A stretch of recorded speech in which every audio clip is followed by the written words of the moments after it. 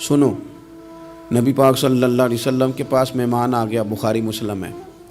حضور نے ازواج مطہرات کے گھروں میں پیغام بھیجا، کچھ چیز ہے ضیافت کے لیے؟ یا رسول اللہ کچھ بھی نہیں، یہ دو جہاں کے شاہ ہیں اور پاس کچھ رکھتے نہیں، دو جہاں کی نعمتیں ہیں ان کے خالی ہاتھ میں۔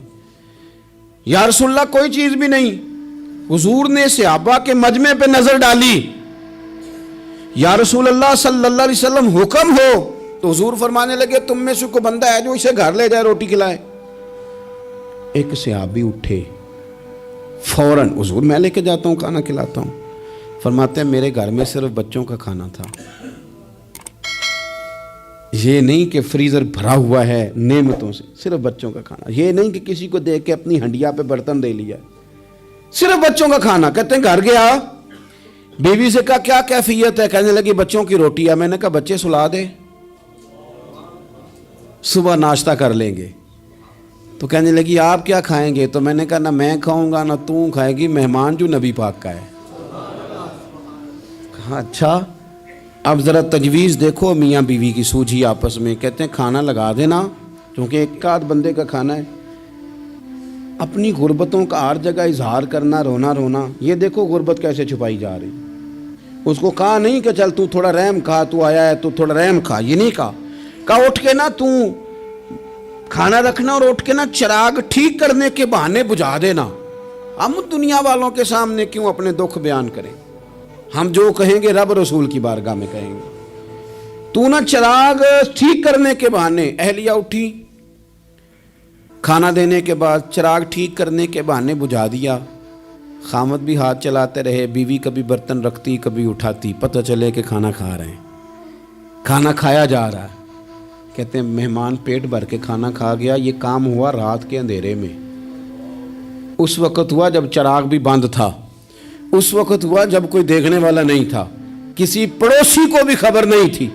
فرماتے ہیں صبح کے اجالے میں اس مہمان کو لے کے مسجد نبوی میں نے قدم رکھا تو نبی کریم نے فرمایا رات جو تم نے کام کیا ہے نا، اسے دیکھ کے میرا رب بڑا مسکرایا ہے، اللہ بڑا مسکرایا ہے۔ اللہ تر دامنی پہ شیخ ہماری نہ جائیے، ہم دامن نہ چھوڑ دیں تو فرشتے وضو کریں۔ یہ شان ہے صحابہ کی۔ نبی کریم علیہ السلام نے فرمایا رب رات مسکرایا تیرا یہ انداز دیکھ کے، اور اس نے قرآن نازل کیا وَيُؤْثِرُونَ عَلَىٰ أَنفُسِهِمْ وَلَوْ كَانَ بِهِمْ خَصَاصَةٌ۔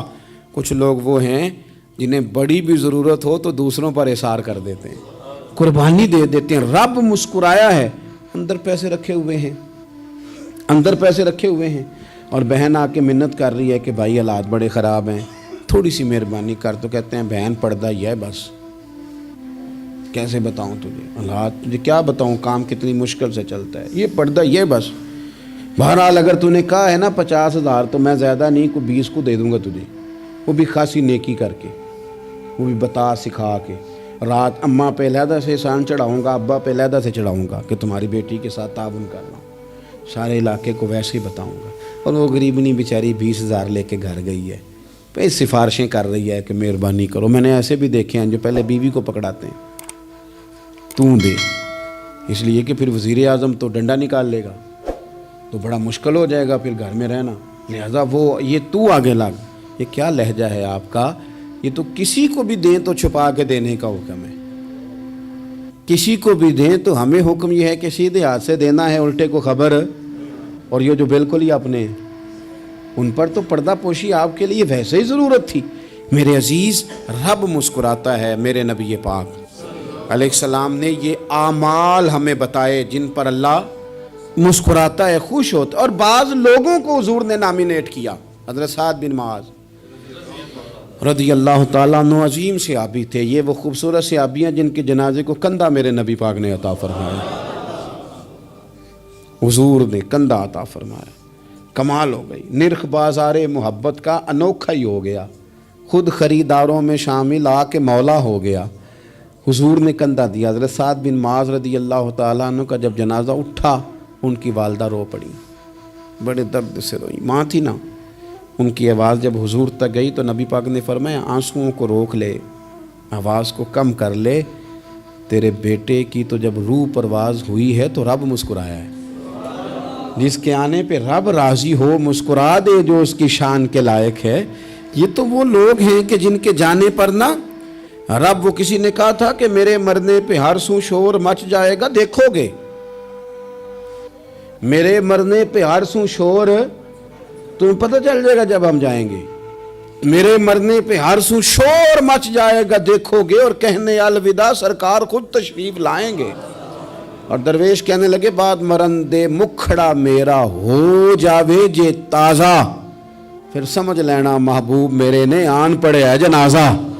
اور عاشق کا جنازہ ہے، ذرا دھوم سے نکلے اور محبوب کی گلیوں سے ذرا گھوم کے نکلے. فرمایا کہ ان کے تو جانے پہ رب کریم. اور حضور نے ایک دعا بھی دی. حضرت ابو طلحہ، حضرت طلحہ رضی اللہ تعالیٰ عنہ صحابی تھے، ان کا وصال ہو گیا تو حضور نے دعا بھی دی. فرمایا یا اللہ جب میرا طلحہ ہے نا تو اس سے مسکرا کے بات کرنا، یہ تجھ سے مسکرا کے بات کرے جو تیری شان کے لائق ہے. تو اللہ تعالیٰ غائب درجے راضی ہوتا ہے. ایک دفعہ پھر بات دہراتا ہوں، جو میدان میں ڈٹ کے شہید ہو رب اسے دیکھ کے مسکراتا ہے جو اس کی شان کے لائق. جو توبہ صحیح کریں سچی کریں رب انہیں دیکھ کے مسکراتا ہے جو اس کی شان کے لائق ہے. جو نماز کے لیے صفیں بنائے رب انہیں دیکھ کے مسکراتا ہے. جو جہاد کے لیے صفیں بنائے رب دیکھ کے مسکراتا ہے.